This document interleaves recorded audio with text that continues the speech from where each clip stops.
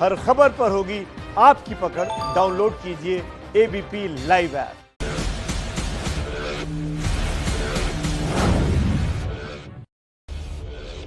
नमस्कार, आप देख रहे हैं एबीपी न्यूज। आपके साथ हूं मैं रूबिका लियाकत। आप सभी का बहुत बहुत स्वागत है। आज तारीख है 26/11, वो 26/11 जिसका दर्द हिंदुस्तान कभी नहीं भुला सकता है। आज पाकिस्तान की उस घिनौनी साजिश की बरसी है। आज देश उन लोगों की शहादत को सलाम कर रहा है जिन्होंने देश के लिए अपनी जान को कुर्बान कर दिया। आज की सबसे खास बात यह है कि पाकिस्तान के आतंक का मुंहतोड़ जवाब कश्मीर की धरती से मिला है। आज सुबह सुबह श्रीनगर में ऐसे पोस्टर दिखे जिनमें लिखा था कि 26/11 हम भूले नहीं हैं और ना ही भूलने देंगे। संदेश साफ है, आतंक का आका पाकिस्तान समझ जाए कि हिंदुस्तान की तरफ जब भी सर उठाने की हिमाकत किसी ने की है उसका हिसाब चुकता हुआ है और उसे हिसाब चुकाना भी पड़ा है। आज प्रधानमंत्री नरेंद्र मोदी ने भी 26/11 के शहीदों को याद किया। कहा कि अब नया हिंदुस्तान नई नीति और नई रीति से आतंक का जवाब देता है ये हिंदुस्तान। हम आज इसी नए हिंदुस्तान के इस रीति और नीति पर चर्चा करेंगे, लेकिन पहले आपको ये रिपोर्ट देखनी चाहिए।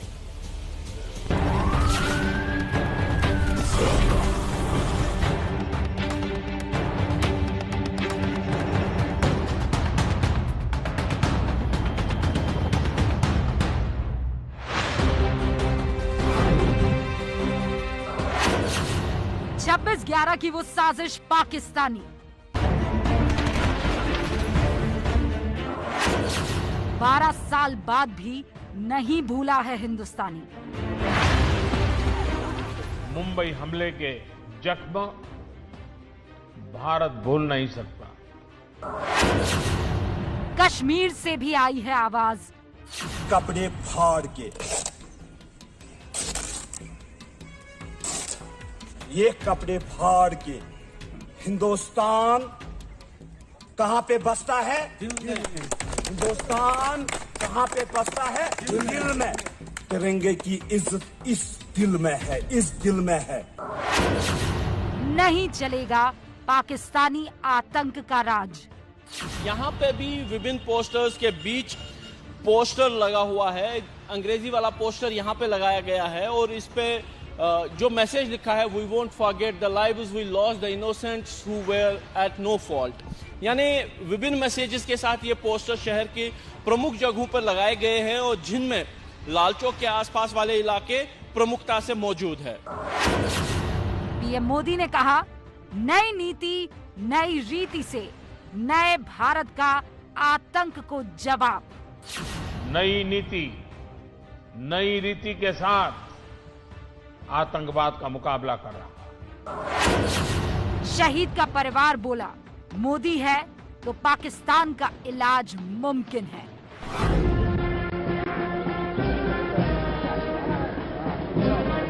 हमारी मोदी जी से यही गुजारिश है कि आप कुछ न कुछ करके इसका बंदोबस्त कायम स्वरूप कर दीजिए।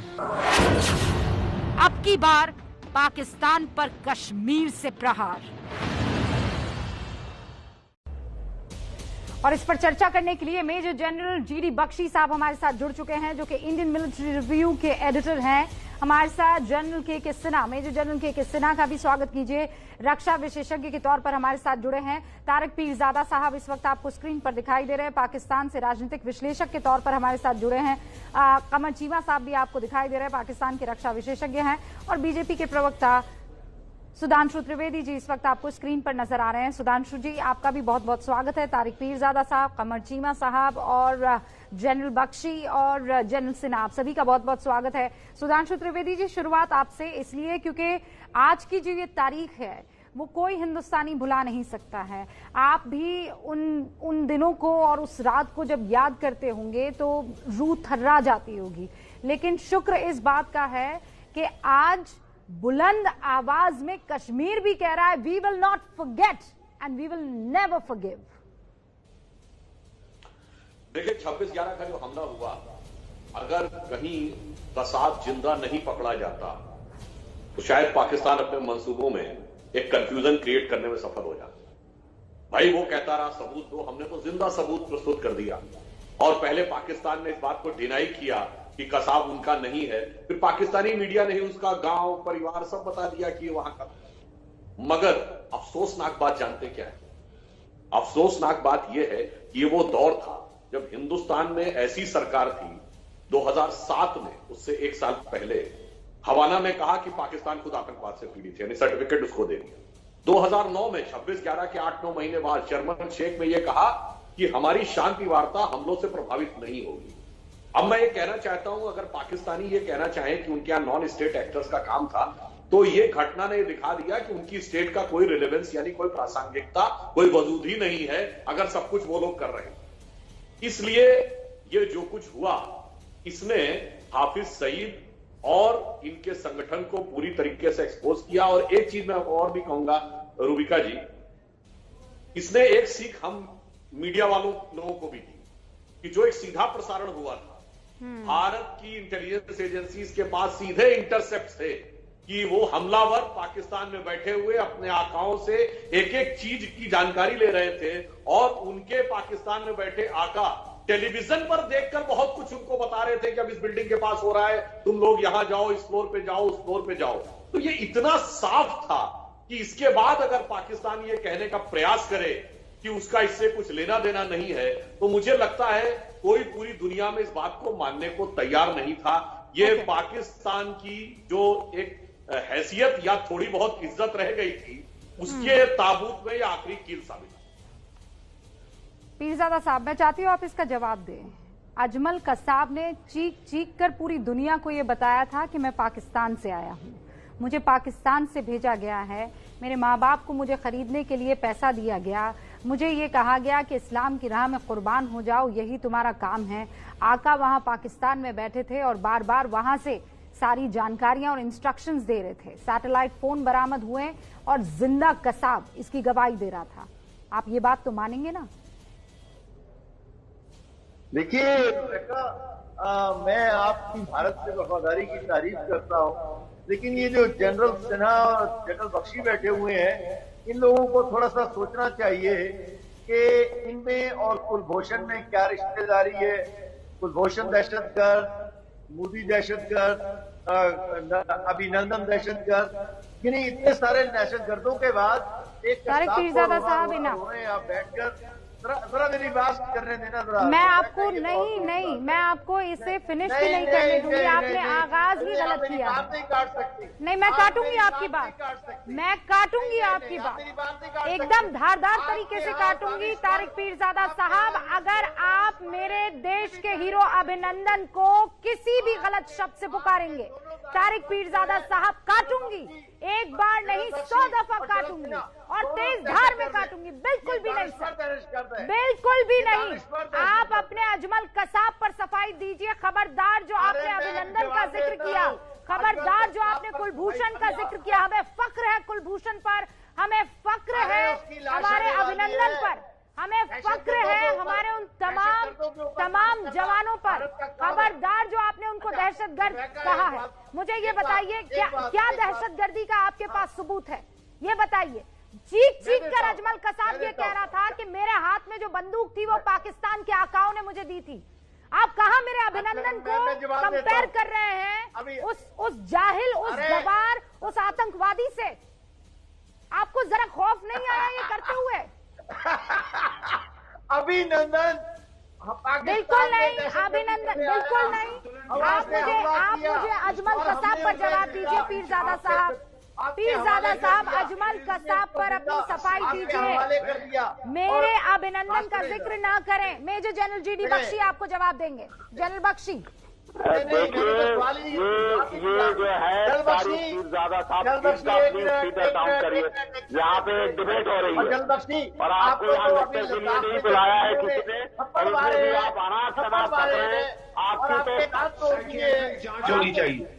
जिस तरह से आप हंस रहे थे इस प्रोग्राम पे पागल आदमी की तरह, you need to be psychiatric check, you are a psychotic wreck. आप एक साइकियाट्रिक केस हैं, साइकियाट्रिक केस हैं आप। आपका दिमागी हालात और संतुलन फिट नहीं है कि आप डिबेट पे आए। आप प्लीज जाके एक डॉक्टर से जांच कराएं। यहाँ सीरियस बात हो रही है और आप गधे की तरह हंस रहे हैं हाँ करके। नहीं, आपकी दिमागी हालत ठीक है, आपकी दिमागी हालत ठीक है। पीरजादा साहब, आप डॉक्टर को प्लीज दिखाइए, हमको बहुत फिक्र है, आप बहुत फिक्र है आपका। आपकी दिमागी हालत रोज बरोज नीचे जा रही है। हर चैनल में जब मैं आपको अगली बार देखता हूँ, आपकी दिमागी हालत और नाजुक हो गई होती है। अच्छा, anyway, don't waste our time, please इनका फीडर डाउन करिए। ये सब चिल्लाएंगे, कोई डिबेट नहीं होगी। रूबिका, इसका फीडर डाउन कर। जोक्स मारना बंद कीजिए ना, आपकी उम्र को शोभा नहीं देते हैं ऐसे जोक्स नहीं। पीरजादा साहब please, we are trying to have a very serious debate here। 26/11 मजाक का दिन नहीं। पीरजादा साहब, मैं आपको बात करने का पूरा मौका दूंगी, पर आप मुझे ये वादा कीजिए कि आप मेरे यहाँ के मैं आपको पूरा मौका दूंगी सर। आप मेरे यहाँ के हीरोज पर किसी तरह का तंज, या तो मान लीजिए कसाब आपका हीरो है और आपका दिल दुख रहा है कि मैं अजमल कसाब के बारे में इस तरीके की बातें कर रही हूँ। अगर आपको लगता है कि अजमल कसाब आतंकवादी है तो उस पर बात कीजिए। जिसको आपने फांसी दे दी, मुझे ये बताइए। हाँ तो देंगे ना, ये एक इकलौता है जिसको फांसी दी। अभी हाफिज सईद को भी फांसी पे चढ़ाएंगे, जकीर लखवी को भी फांसी पर चढ़ाएंगे। आप रुकिए तो सही ना, आप रुकिए। भारत की कैंगरू सुप्रीम कोर्ट ने उसको फांसी दे दी। Kangaroo supreme court Bharat. हाँ कैंगरू हो गया। तो आपके यहाँ का कौन सा कोर्ट है जिसने 10.5 साल इस आतंकवादी हाफिज सईद को जेल भेजा है? ये बताइए, वो भी कैंगरू कोर्ट है? आत्म की अदालत है। नहीं बताइए ना मुझे। 10.5 साल सजा दी है हाफिज सईद को पाकिस्तान के कोर्ट ने, क्या कैंगरू कोर्ट है ये? मैं जवाब देता हूँ। अभी तक हमारे यहाँ इतना इंसाफ है कि 4 दफा 5 दफा भारत को खत लिख चुके हैं कि अरे कोई अपना बुज़दिल वकील भेजो पाकिस्तान। अगर वो कुलभूषण को बचाने के लिए भारत बुज़दिल रियासत कोई वकील भेजना नहीं चाह रही पाकिस्तान। खत कौन आप लिखते हैं? उसको फांसी नहीं दी। इस तरीके के लफ्जों का इस्तेमाल करते हैं आप सरकारों से गुफ्तगू करने के लिए, उनको रिक्वेस्ट करने के लिए। आपको पता नहीं है इंटरनेशनल कोर्ट हेग में जो मौजूद है, वहाँ से आपको क्या क्या सहन करना पड़ा है? इनके पास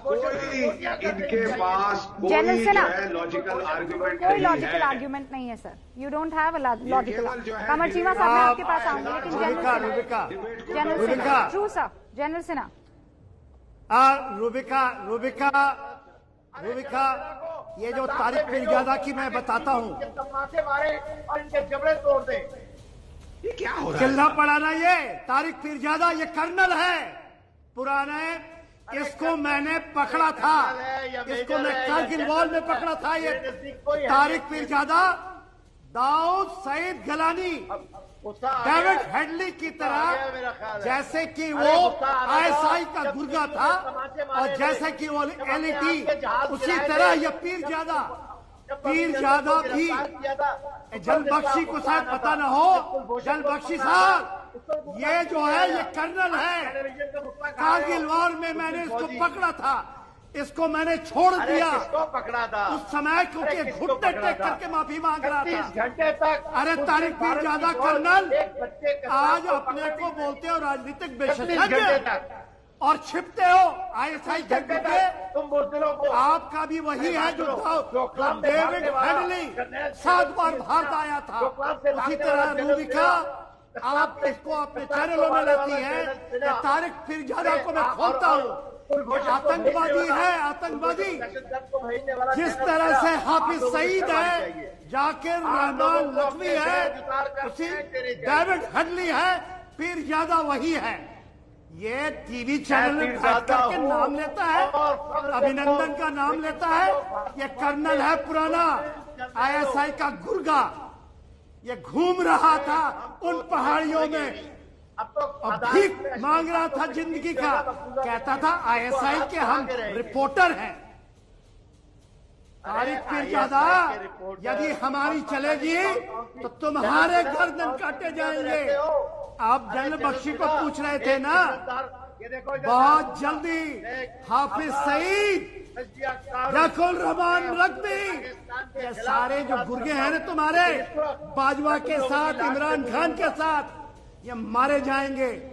क्या हुआ आपने देखा? नगरोटा में भेजे थे 4 आतंकवादी, मार दिए गए, बम से उड़ा दिया हमने, उनकी चिथड़ी उड़ा दी, उनको सुपर्दे खाक में आग में जला दिया। तारिक पीरजादा, आपकी भी यही हिंसा होगी। आप हमारे अभिनंदन को कहते हो, जनरल बख्शी को कहते हो, चिल्लाओगे उतना ही ज्यादा तुम्हारी मैं चिट्ठा खोलूंगा। और आज कहते हो कि हम राजनीतिक विश्लेषक, मैंने पीरजादा साहब और क्यों करते हो? सामने से आओ। जनरल सिन्हा, जिस तरह हम जनरल लिखते हैं, कमर चीमा साहब का रुक करें। No very serious note sir, please Peerzada साहब, आप भी जानते हैं कि इस वक्त अगर सबसे बड़ी दिक्कत इस पूरी दुनिया में है, कमर चीमा साहब ना, एक सेकंड पीरजादा साहब, फुल स्टॉप। कमर चीमा साहब, क्या आप इस बात को नहीं मानेंगे कि इस वक्त पूरी दुनिया के सामने जो सबसे बड़ा चैलेंज है वो आतंकवाद का है? वो कहीं से भी आए, इस आतंकवाद को खत्म करना होगा। और ज्यादा दुख तब होता है जब बिल्कुल पड़ोसी मुल्क जिसके साथ आपके रिश्ते बहुत बेहतर होने चाहिए, वहीं से आतंकवादी आते हैं और मासूमों की जान ले जाते हैं, सड़कों पर अपनी बंदूकों को ऐसे लहराते हैं जैसे कोई वाकई फख्र का काम कर रहे हो।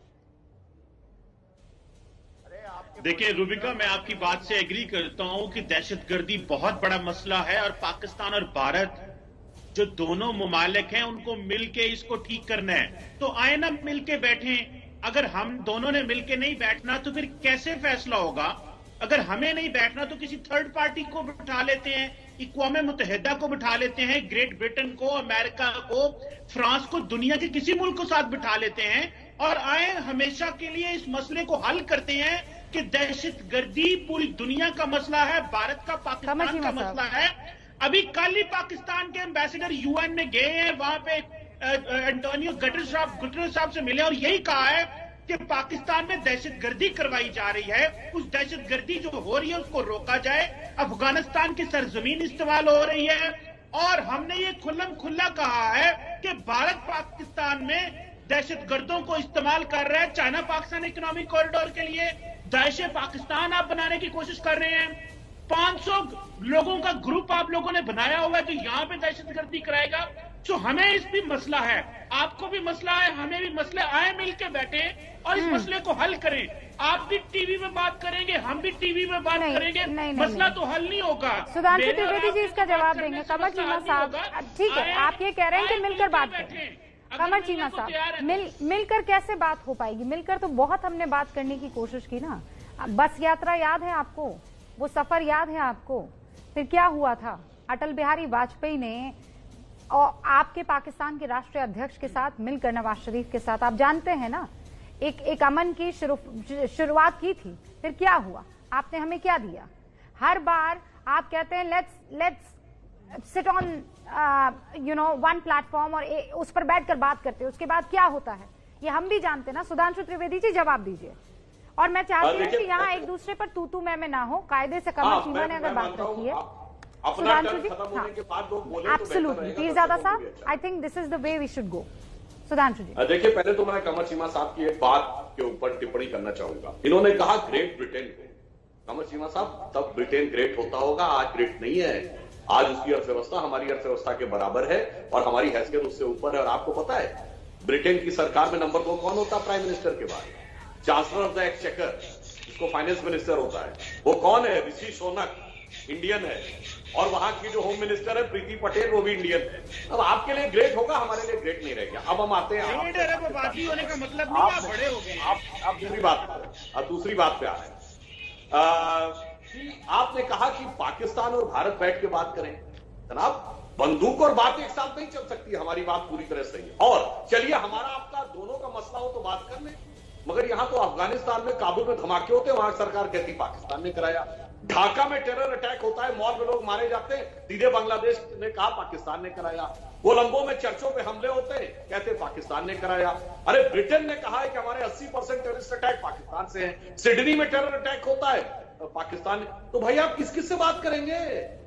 हम तो नहीं बात तो आपको करनी पड़ेगी, अपने अंदर आदत सुधारनी पड़ेगी। साहेब, ये बातों वाली बात डॉक्टर साहेब, ये बातों वाली बात नहीं है। दाइश ने हमला किया, ट्रेनर आपके मुल्क से निकले।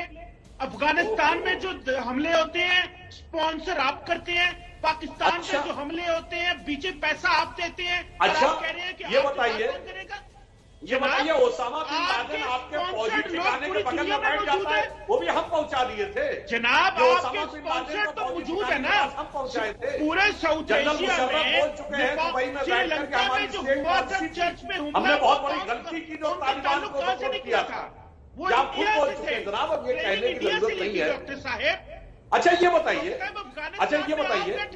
आपने कहा कि इंडिया में तो आप टेरर अटैक करते हैं हिंदू मुस्लिम के नाम पर। ये 26/11 के हमले में जहां तक मेरी जानकारी 176 लोग मारे गए थे, इसमें 26 विदेशी थे और 30-32 से करीब मुस्लिम थे। तो बहुत साफ है, आपको हिंदू मुस्लिम से मतलब नहीं है, आपको किसी भी हिंदुस्तानी को मारना है।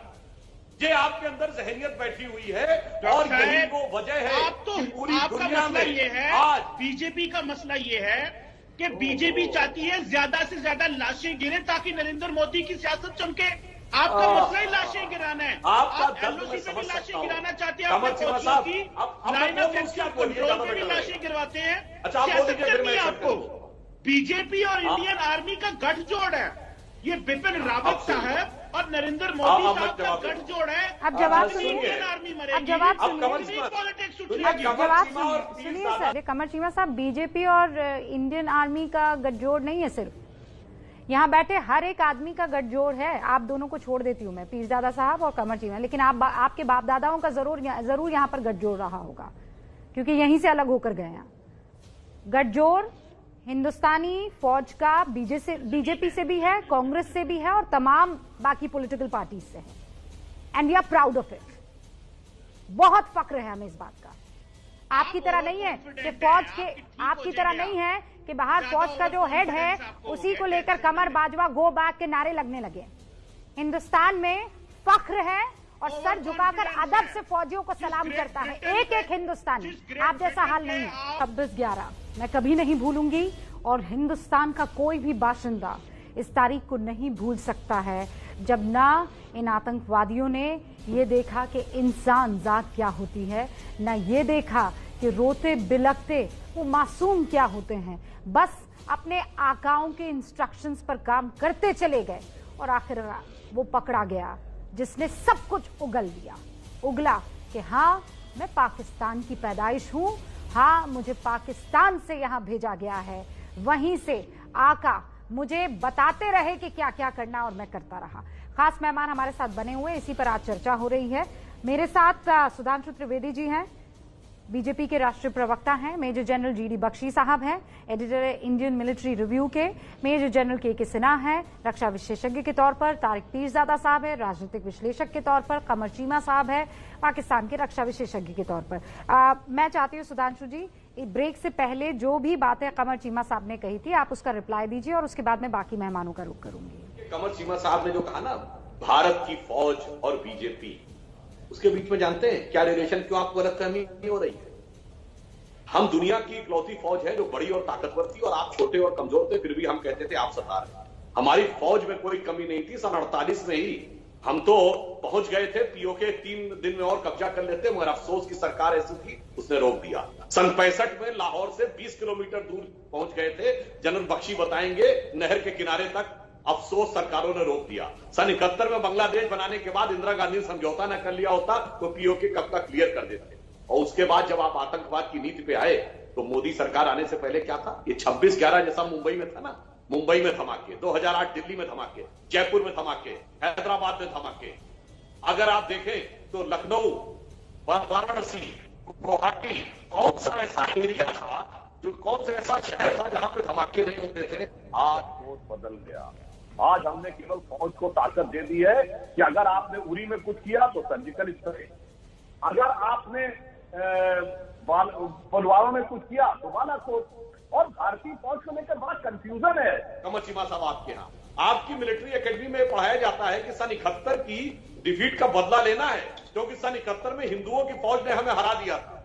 कमर चीमा साहब, जिस भारतीय सेना को आप हिंदुओं की फौज डॉक्टर साहब, सन डॉक्टर 71 में हिस्ट्री ना बताएं, सन 71 में डॉक्टर साहब हिस्ट्री ना बताएं, पाकिस्तान को आपकी तोड़ा। और हमारी वो कभी ढाका में पैराट्रूपर्स को लीड करने वाले जनरल जे.जे. जैकब जो हुकी थे, general Jagjit Singh Arora chief of the eastern command Sikh थे, जनरल सैम मानेकशॉ वो थे पारसी, ये थी हिंदुओं की फौज जिसे आप कहते थे कि हरा दिया। और मैं दावे के साथ कहता हूं, मैं 1 दर्जन अपने तीनों विंग्स ऑफ आर्मी के चीफ गिना सकता हूं जो माइनॉरिटी के थे, और आपको चुनौती देता हूं, एक बताइए आप क्या माइनॉरिटी का?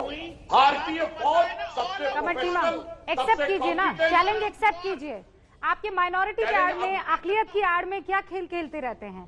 आज इस चैलेंज को एक्सेप्ट कीजिए। सुधांशु त्रिवेदी यहाँ पर कह रहे हैं कि मैं 1 दर्जन से ज्यादा माइनॉरिटीज नाम गिना सकता हूं जो फौजों में बड़े उच्च पदों पर तैनात, बड़े उच्च पदों पे नहीं, chief of the air force, chief of the army, chief of the air force, chief of the army staff.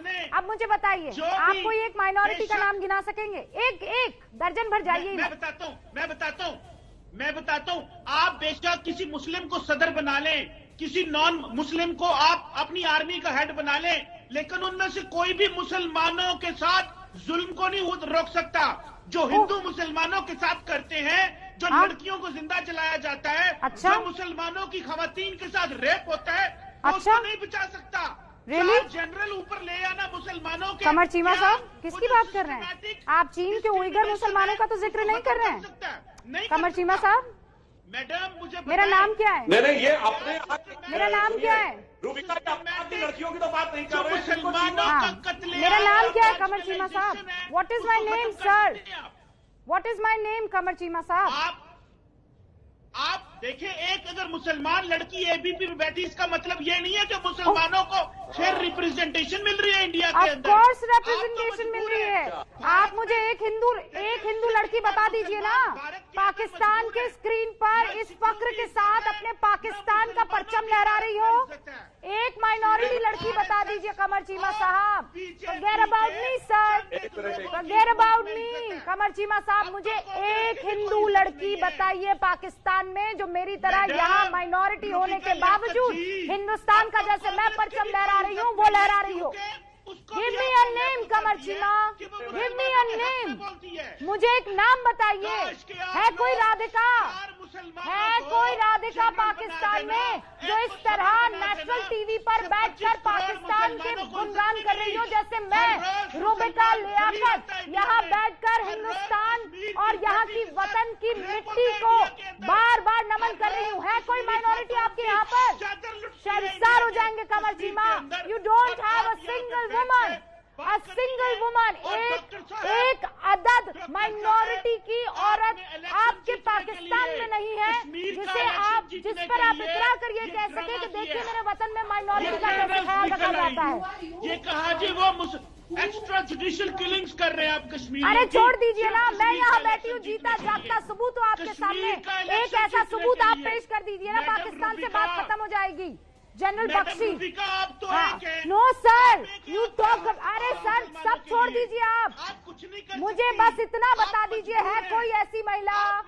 एक महिला दे दीजिए, वन सिंगल वुमन सर। तो आपने क्या कर लिया? औरतों के बारे में आप बात कर रहे हैं, आपको क्या पता है जो हक और हुकूक यहाँ की माइनॉरिटी औरतों को मिले हैं? और ऐसा नहीं है कि हिंदू और मुसलमानों में यहाँ पर किसी तरह का कोई भेदभाव किया जा रहा है। We are all proud citizens of our country. हमें फक्र है इस बात पर। जनरल बख्शी, पर बताए ना, जला दी जाती है, पता नहीं क्या उइगर मुसलमानों की बात कर रहे हैं, अपने यहाँ की माइनॉरिटी की बात कर रहे हैं, पता नहीं कहाँ की बात कर रहे हैं। Thank you. देखिए, मैं कहना ये चाहता हूँ कि आप औरों पे जब इल्जाम लगाते हैं, इस तरह उंगली करते हैं, तो बाकी सारी उंगलियां आपकी तरफ जा रही है। जो कत्लो गारत पाकिस्तान में हुआ है मुसलमानों के खिलाफ, अब तो माइनॉरिटी की तो साहब हमने बात ही छोड़ दी। 22% से 22% से लाके 1.2% कर दी है आपने साहब। और उसके बाद आप कह रहे हैं कि आप माइनॉरिटीज को पूरा हकूक देते हैं। पहले अपने शियाज का ख्याल कर लीजिए, अहमदियाज का ख्याल कर लीजिए, बलूचियों को मारना बंद करिए। उनकी लाशें रोज जाके लड़के आप उठाते हैं, सड़कों से टॉर्चर करके लाशें फेंक देते हैं। औरतों की वहां इज्जत लूटी जाती है। पश्तूनख्वा में आप बॉम्बर भेजते हैं, F-16 तैयारे भेजते हैं, टैंक भेजते हैं। अभी आपने देखिए क्या हाल किया है आज सुबह गिलगिट बाल्टिस्तान में। वहां इलेक्शन में आपने ऐसी धांधली की है कि वहां पे तो रॉयट्स छिड़ रही है। और आप हमको सिखा रहे थे इलेक्शन कैसे करना। ठीक है साहब, जरा गरीबान में झांके प्लीज। हमारी आपसे मुझे यही नहीं है, मैं चुप करके बैठा। पढ़े लिखे लोग हैं, पढ़े लिखे लोग हैं। मैं चीमा साहब की कदर करता हूँ, चीमा साहब की मैं कदर करता हूँ। पीरजादा साहब, एक बार जनरल बख्शी को this is a debate of gentleman. Please Peerzada साहब, आप अपने वक्त का इंतजार कर रहे थे। मैं इस चीज की रिस्पेक्ट करती हूँ और मैं वो मौका आपको दूंगी। ठीक है सर, बस लेट जनरल बख्शी कंप्लीट। ठीक है सर, तो हमें क्या नहीं देती, आपको फायदा होगा। और एक चीज रूबिका, मैं इस शख्स को बता देना चाहता हूं कि ये अपनी फौज को बोल दे कि अगर वो इस तरह के 26/11 के तमाशे फिर करने की सोच रही है तो उनका अंजाम बहुत खराब होगा। आपको 2 ट्रेलर मिल चुके हैं, उड़ी में और बालाकोट में। अगर तीसरी बार आपने अटेम्प्ट किया। सर, यही तो आज का हमारा टॉपिक है कि अब ये पुराना हिंदुस्तान नहीं है, नई नीति और नई रीति से हमारी। तारिक पीरजादा साहब, मैं बहुत सीरियस लेवल पर मैं फिर कह रही हूँ, on a very serious note, I am giving you time. अच्छा, कमाल कीजिए संजीदा। आप मुझे बताइए, हाँ मुझे ये बताइए, क्या आप लोग आतंकवाद से छुटकारा नहीं चाहते हैं पीरजादा साहब? जो कमर चीमा कह रहे हैं कि पूरी दुनिया तबाह है। छोड़ दे कमर चीमा को, मुझसे बात करेगा। लीजिए कमर चीमा साहब, आपको छोड़ दिया। आप मुझसे बात करें ना। हाँ बताइए, अब मैं जवाब दूं इसका? हाँ बिल्कुल दीजिए। ये देखें, अब संजीदगी से आप बात कर रही है, जरा गौर से सुनते जाइए, रोकिएगा नहीं। इस वक्त अमेरिका के वजीर खारजा और सदर ट्रंप से लेकर तमाम दुनिया के लोग अफगानिस्तान में अमन कायम करने के लिए पाकिस्तान की नाकाबिले फरामोश खिदमत की तारीफें करते हुए नहीं थक रहे। जबकि कल ही हमारे जो मुनीर अकरम है, मंदूब नुमाइंदे अक़वाम मुत्तहिदा में, उन्होंने भारत की दहशतगर्दी के दस्तावेजी सबूत जो सेक्रेटरी जनरल है अक़वाम मुत्तहिदा के, उनको दिए। एक बात। दूसरी बात, कल ही इमरान खान ने एक टेलीविजन एक सेमिनार में खिताब करते हुए कहा है कि अगर भारत बात करना चाहेगा तो हम भी बात करेंगे। ये बड़ी बात है, लेकिन इसमें एक शर्त है, और वो शर्त ये है कि आपको कश्मीर पर, मकबूजा कश्मीर पर अपना कब्जा खत्म करना पड़ेगा, वरना पाकिस्तान के अफवाज जनरल बख्शी और उनके मिलते जुलते जर्नैलों की गर्दनें काट के रख देंगी। फिर देखिए इनकी बात। मैं आपको जरा याद दिलाऊं कि यूएन सिक्योरिटी काउंसिल की रेजोल्यूशन ने क्या कहा था? Pakistan will have to vacate POK. आपने किया है साहब? मैं बताता हूँ, आपने पीओके को वकेट किया है as per the UN security council resolution. Peerzada साहब, ऐसा क्यों करते हैं आप? कहते हैं मैं बहुत सीरियसली बात करूंगा और उसके बाद एंड करते हैं एक लतीफे के साथ। आप उसको खत्म और अंजाम तक पहुंचाते हैं एक मजाक के साथ। आप कह रहे हैं कि कश्मीर पर हक छोड़ना पड़ेगा। अरे सर, सुनिए, मैं बहुत सीरियसली आपसे कह रही हूँ, वो पाकिस्तान ऑक्यूपाइड कश्मीर से बहुत जल्दी आपको टाटा बाय बाय करना पड़ेगा। Start packing your bag. अपने सामान बंद कर दीजिए संदूकों में, वहां से पीछे की तरफ खिसक जाइए। वहां हम आ रहे हैं। मैं पाकिस्तान ऑक्यूपाइड कश्मीर की बात कर रही हूँ और इंशाअल्लाह बहुत जल्द आ रहे हैं। आप बस तैयारी कीजिए, इस्तकबाल की तैयारी कीजिए। आ रहे हैं, नया भारत है, नया भारत है, नया हिंदुस्तान है। तारिक पीरजादा साहब, बस तैयारी पूरी रखिए। हमारे इस्तकबाल की, हिंदुस्तान की फौज की। बस मैं इतना कहूंगी। बहुत बहुत शुक्रिया। चारा घोटाले में जेल में बंद लालू यादव को फिर से रिम्स हॉस्पिटल के पेइंग वार्ड में शिफ्ट कर दिया है। अब रिम्स निदेशक के बंगले में जो वो रह रहे थे वो खाली कर दिया गया है। कल उनका एक ऑडियो वायरल होने के बाद काफी हंगामा मचा था। लालू के कथित ऑडियो में बीजेपी के विधायक है ललन पासवान, उनको लालच दिया जा रहा था मंत्री पद का, स्पीकर के चुनाव को प्रभावित अगर वो कर देते तो। कल ऑडियो सामने आया। आज लालू को अस्पताल के वार्ड में शिफ्ट कर दिया गया।